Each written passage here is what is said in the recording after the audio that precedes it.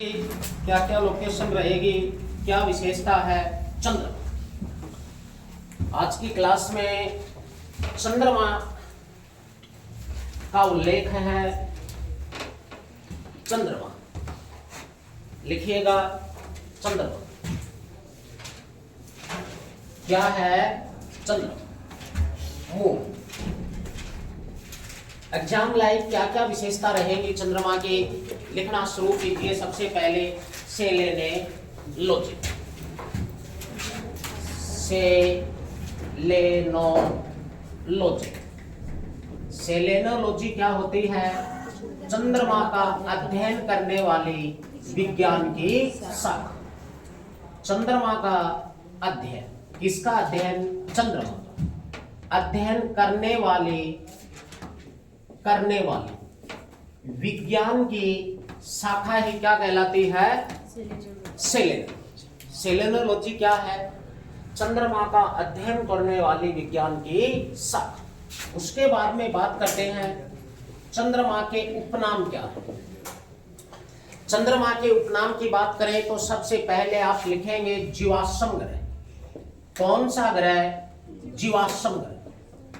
जीवाश्म ग्रह चंद्रमा कहलाता है।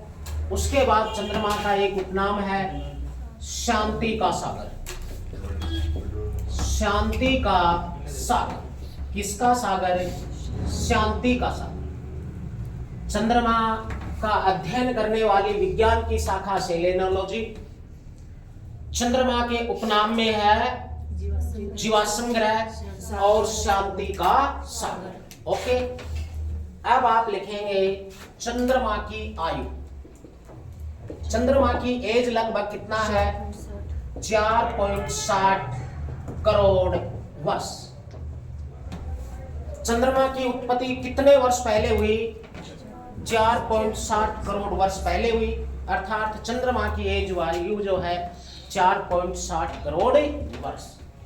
ओके, इतनी बात। आगे लिखिएगा इसी में ही चलते हुए और लिखेंगे चंद्रमा का व्यास। चंद्रमा का व्यास कितना है? 3480 किलो। चंद्रमा का व्यास 3480 किलोमीटर है। उसके बाद में लिखेंगे पृथ्वी व चंद्रमा के मध्य दूरी। बोलो कितना है?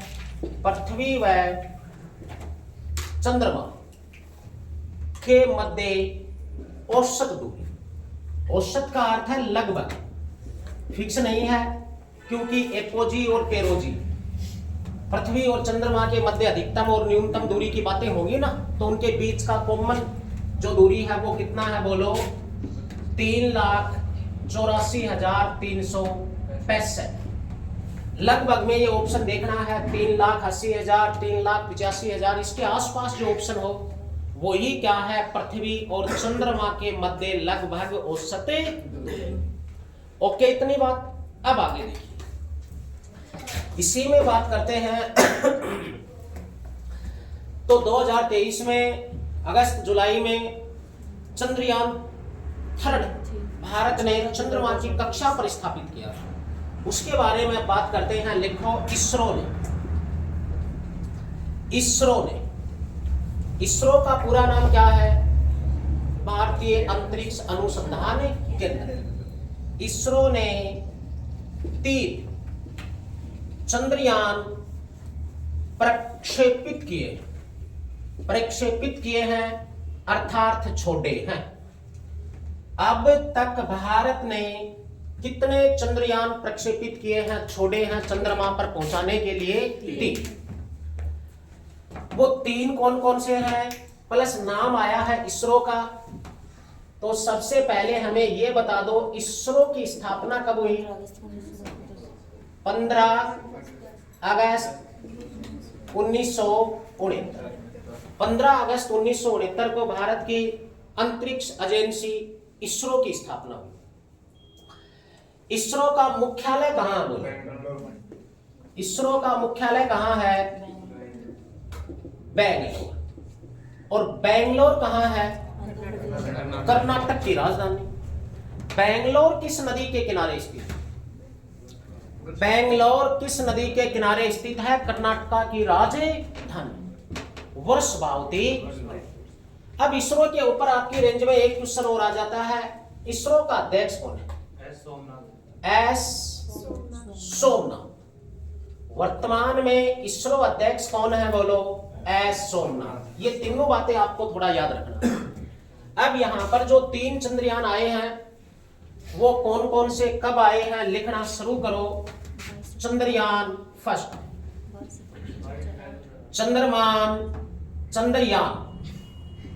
चंद्रयान फर्स्ट। इसरो ने इसे प्रक्षेपित कब किया? बोलो, 22 अक्टूबर 2008। उसके बाद में है चंद्रयान, चंद्रयान सेकंड। बोलो कब है? 22 जुलाई 2019। उसके बाद में है चंद्रयान थर्ड। चंद्रयान थर्ड प्रक्षेपित कब हुआ? 14 जुलाई 2023 को प्रक्षेपित किया इसे। लेकिन ये चंद्रमा की कक्षा में पहुंचेगा कब? 23 अगस्त। लिखो 23 अगस्त 2023 को। कब? 23 अगस्त 2023 को। चंद्रयान तृतीय है, ये चंद्रमा की कक्षा में स्थापित हो गया, चंद्रमा पर पहुंच गया। लेकिन कहां पहुंचा, कैसे हुआ, ये लिखो चंद्रयान थर्ड चंद्रमा के दक्षिणी ध्रुव पर पहुंचा। चंद्रमा के दक्षिणी ध्रुव पर पहुंचा। चंद्रमा के दक्षिणी ध्रुव पर पहुंचा। समझ रहे हो बात? लिखो भारत चंद्रयान में विश्व में चौथा सफल देश बना। कौन सा देश बना? चौथा सफल देश बना। तो इससे पहले 3 देश कौन से हैं? अमेरिका, रूस, चीन। अमेरिका, रूस, चीन। इनके बाद भारत चंद्रयान सफल में कौन सा देश बना? चौथा। बात यह है, भारत से पहले विश्व के कितने देशों ने चंद्रयान में सफल हो गए थे? 3। लिखो लेकिन दक्षिणी ध्रुव पर। कौन से ध्रुव पर? दक्षिणी ध्रुव पर चंद्रयान पहुंचाने वाला भारत प्रथम देश बना।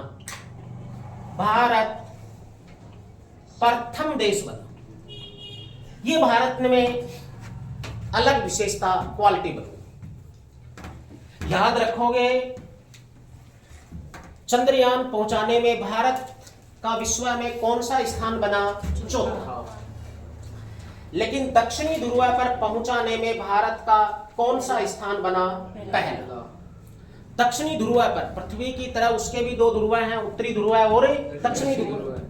तो दक्षिणी ध्रुव पर चंद्रयान सफल में भारत विश्व का पहला, और वैसे चंद्रयान सफल में भारत विश्व का चौथा देश बना। एक नाम लिखो, नील आर्मस्ट्रांग।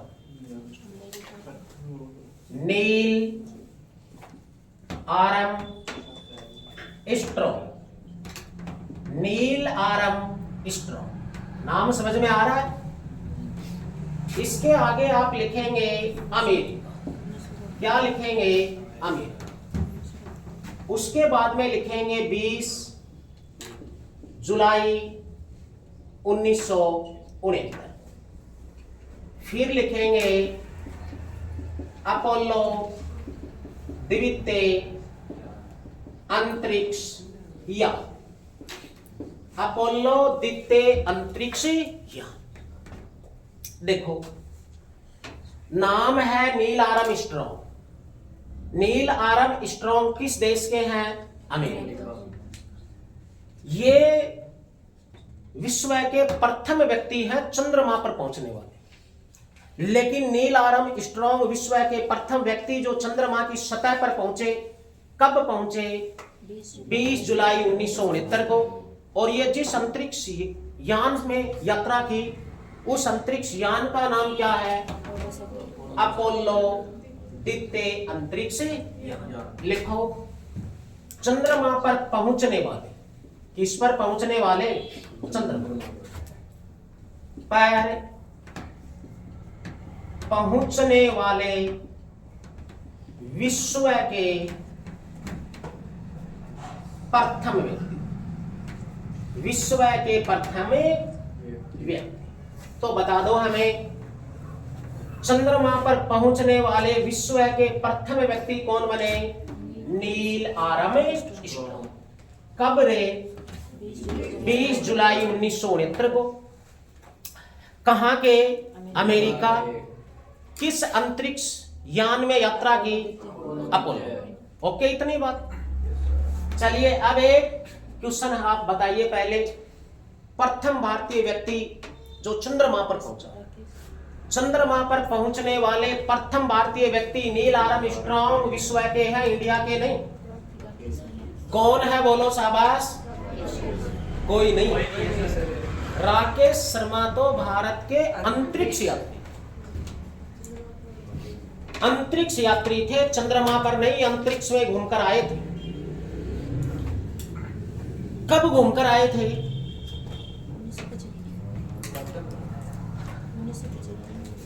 इंदिरा गांधी उस समय प्रधानमंत्री थे।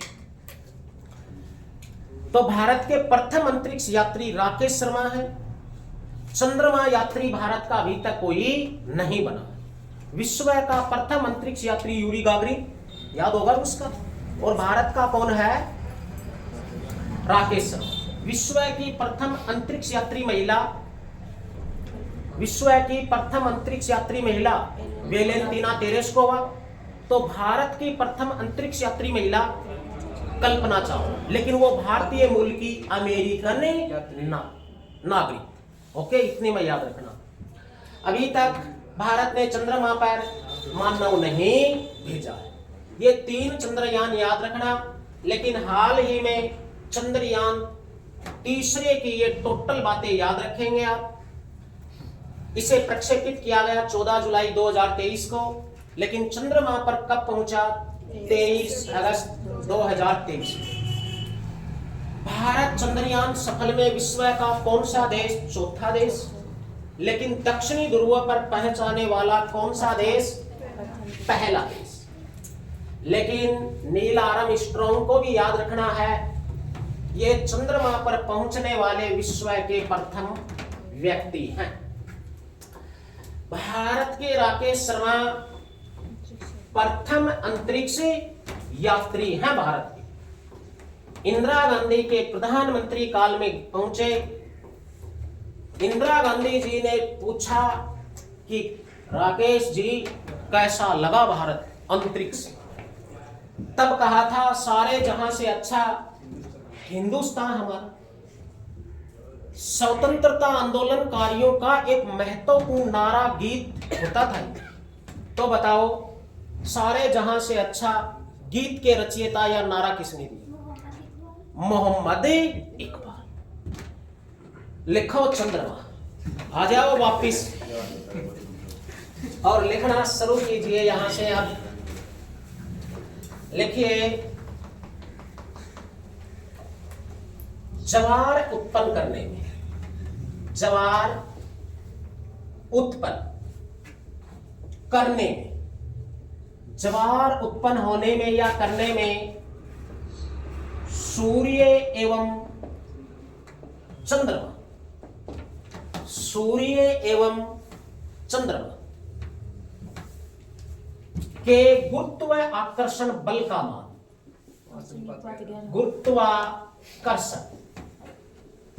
गुरुत्वाकर्षण बल का मान, बल का मान 5:11 है।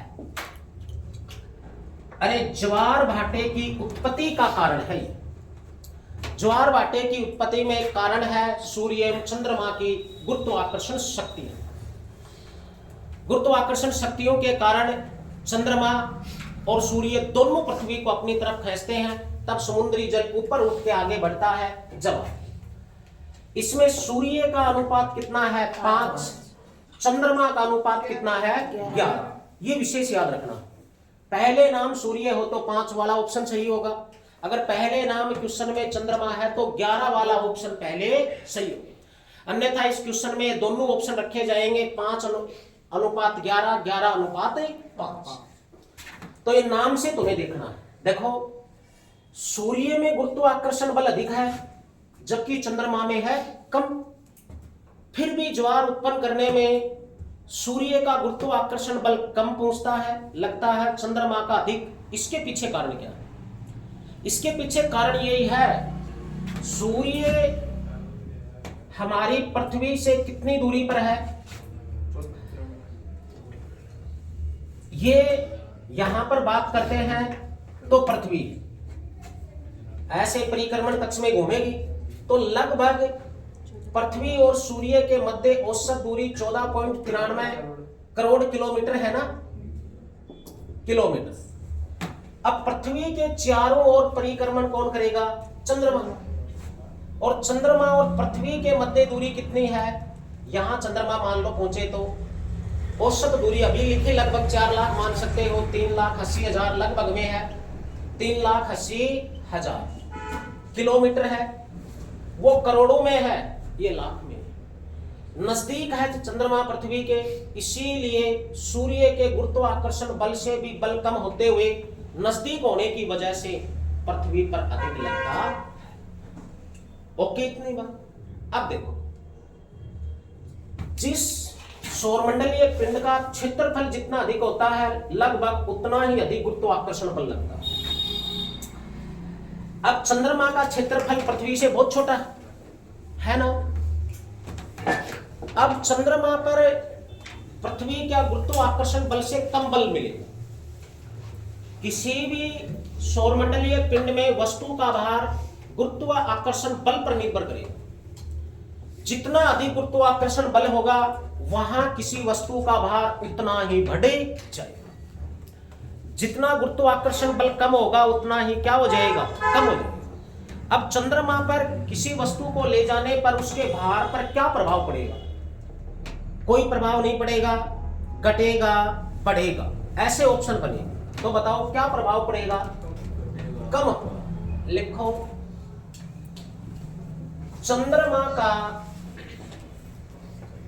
गुरुत्वाकर्षण बल, चंद्रमा का गुरुत्वाकर्षण बल पृथ्वी के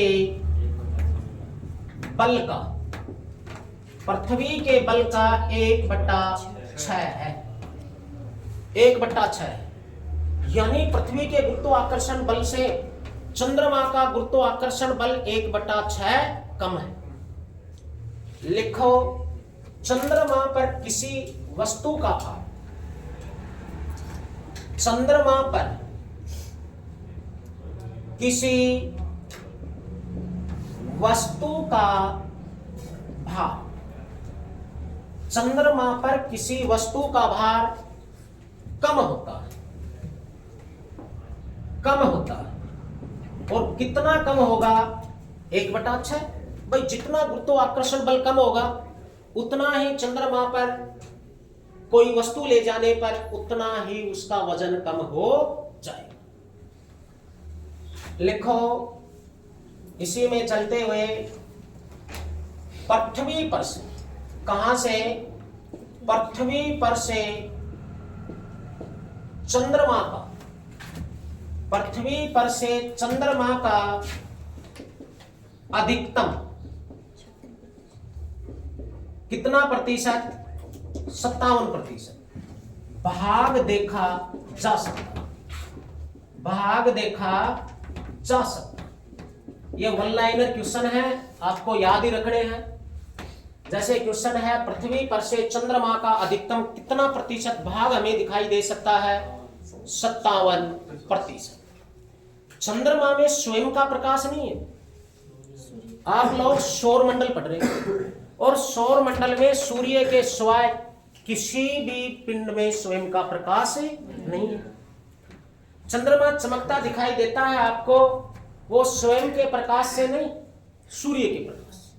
जब उसके ऊपर सूर्य का प्रकाश पहुंचेगा वो चमकेगा और हमें दिखाई देगा। लेकिन प्रकाश के अपवर्तन के कारण वो प्रकाश हमारे तक भी तो पहुंचता है, पृथ्वी तक।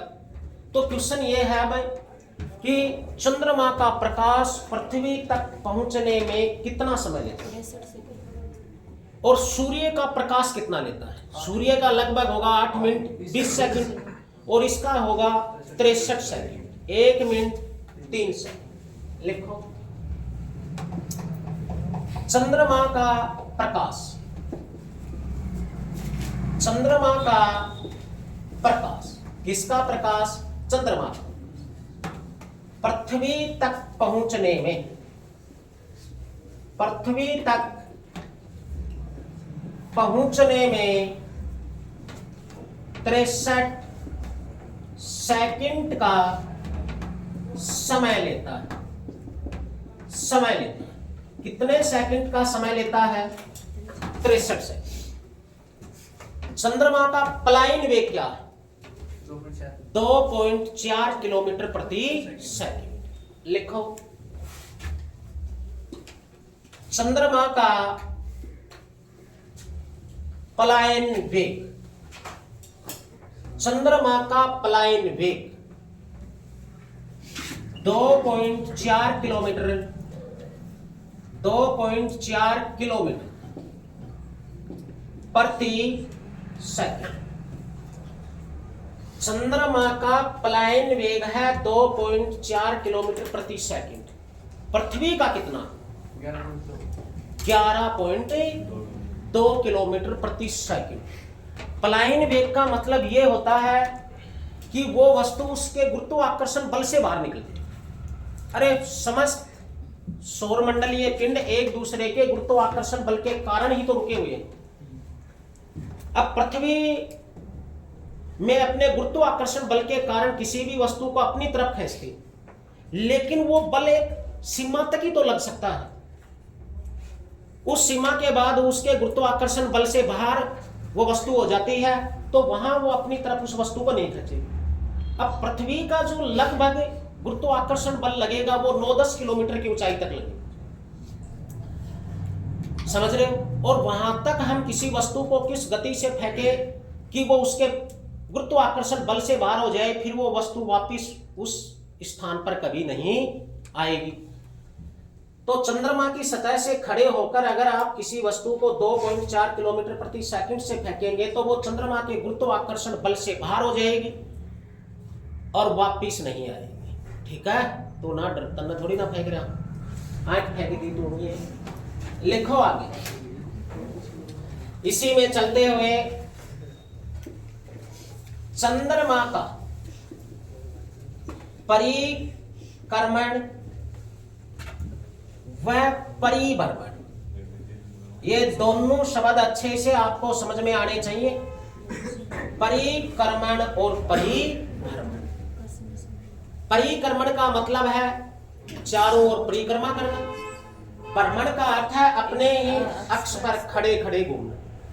इससे दिन रात परिभ्रमण से, परिक्रमण से वर्ष।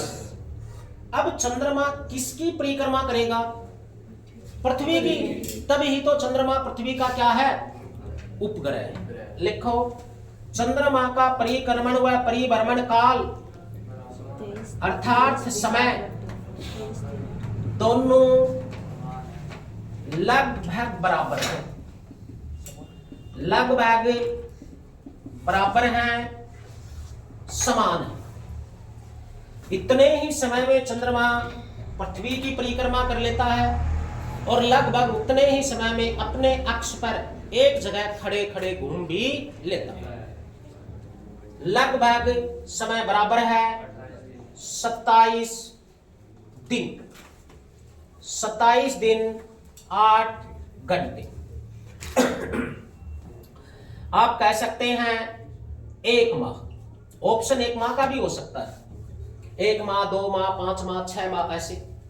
तो चंद्रमा का परिक्रमण और परिभ्रमण काल दोनों समान है, लगभग 1 महीना, 27 दिन 8 घंटे में अपने अक्ष पर भी एक भ्रमण पूरा कर लेता है, तो पृथ्वी की परिक्रमा भी कर लेता है।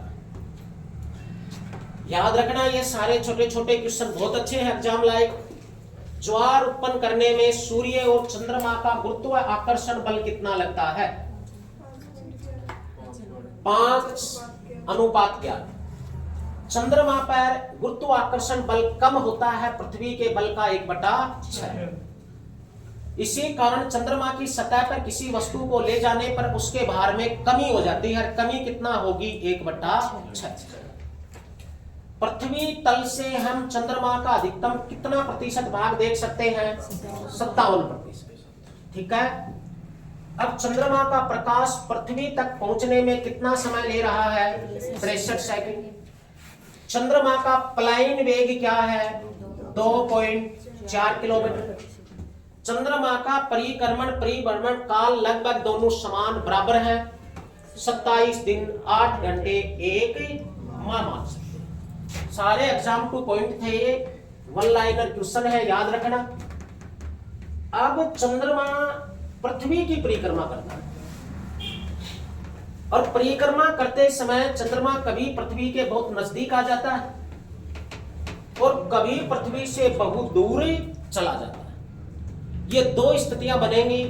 कौन कौन सी हैं वो 2 स्थितियां? देखो, ये है हमारी पृथ्वी और इस पृथ्वी के चारों ओर परिक्रमा कौन करेगा?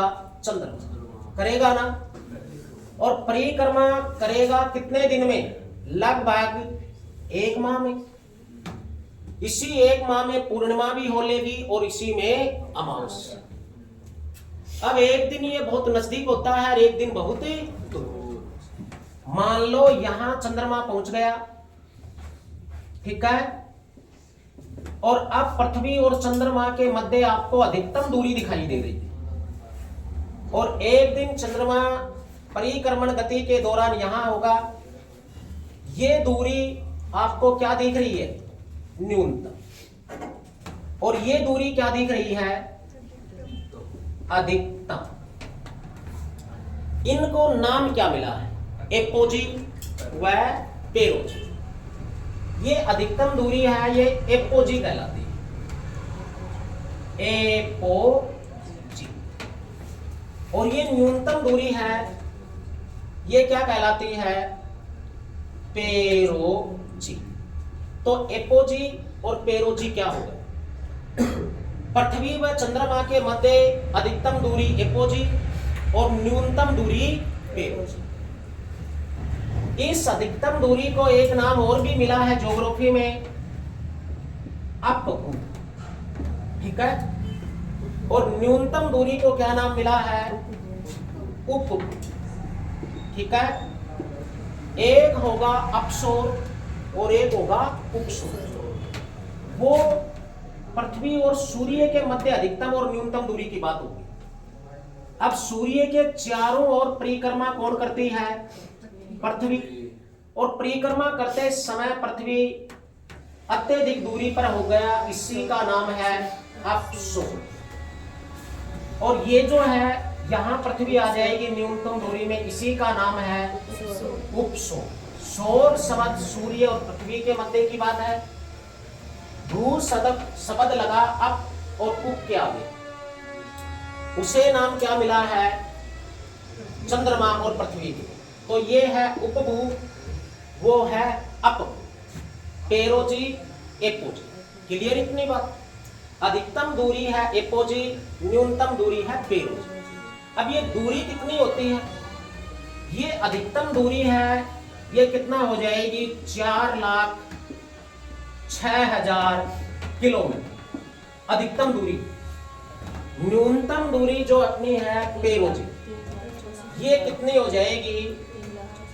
3,64,000 किलोमीटर। और पृथ्वी और सूर्य के संदर्भ में जो है अप और उपसोर, अधिकतम ये दूरी कितनी हो जाएगी? 15.21 करोड़ किलोमीटर।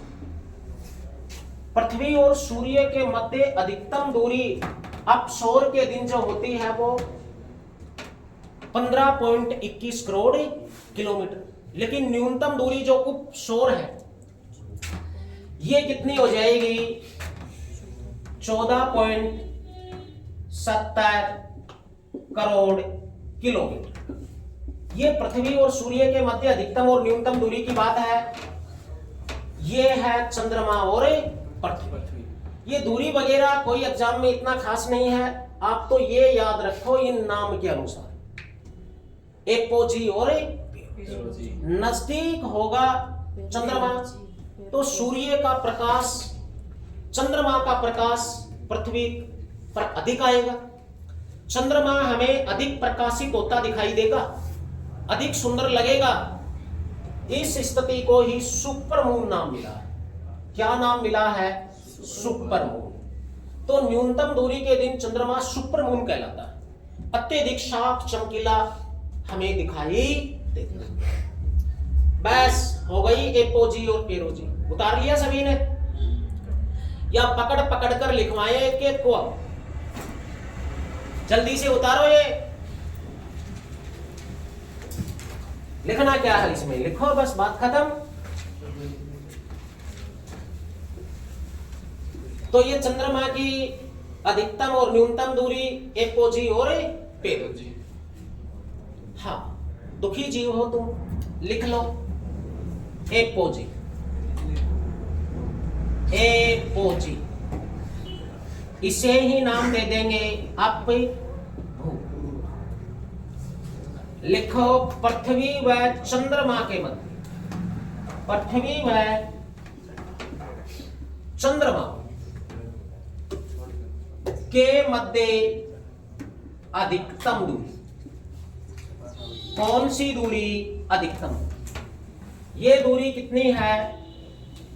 4,06,000 किलोमीटर। उसके बाद में लिख लो पेरोजी या उपभू। पेरोजी या उपभू। पृथ्वी व चंद्रमा के मध्य न्यूनतम दूरी। पृथ्वी व चंद्रमा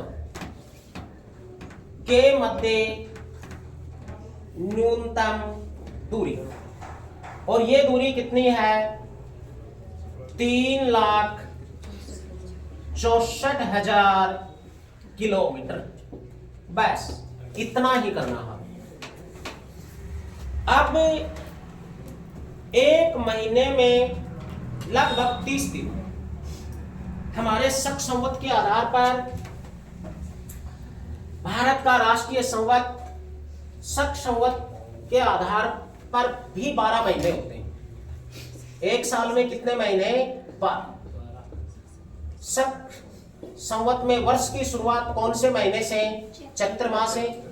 और समाप्ति किससे होगी? फाल्गुन से। अब इस शक संवत में प्रत्येक महीने के 30-30 दिन बनाए और इन्हें दो पक्षों में, दो पखवाड़ों में बांट दिया। 15-15 दिन में एक होगा कर्षण पक्ष और दूसरा होगा शुक्ल पक्ष। महीने की शुरुआत कर्षण पक्ष से होगी और लास्ट के जो 15 दिन होंगे वो शुक्ल पक्ष।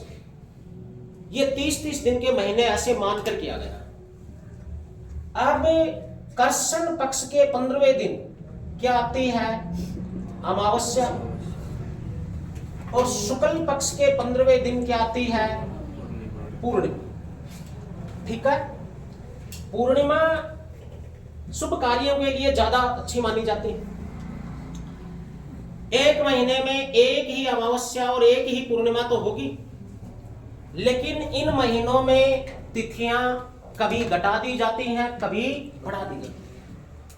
आपने कई बार सुना होगा एकादशी व द्वादशी दोनों को मिलाकर एक कर दिया। उस दिन एकादशी भी है तो द्वादशी भी है। लेकिन कई बार आपने ये सुना होगा कि अब की बार शुक्ल पक्ष की तृतीया 2 है, आज भी शुक्ल पक्ष की तृतीया चल रही है तो कल भी। ऐसे घटा बढ़ा के इनमें कई बार क्या होता है, एक ही माह में 2 पूर्णिमा आ जाती है। और जब किसी माह में एक माह में 2 पूर्णिमाएं हो तो उसे ब्लू मून कहते हैं। और जब किसी वर्ष विशेष में 2 या 2 से अधिक महीने ब्लू मून के हो तो उसे ब्लू मून ईयर कहते हैं। लिखो, इसी में ही चलते हुए ब्लू मून, और ब्लू मून के आगे लिखेंगे जब किसी माह में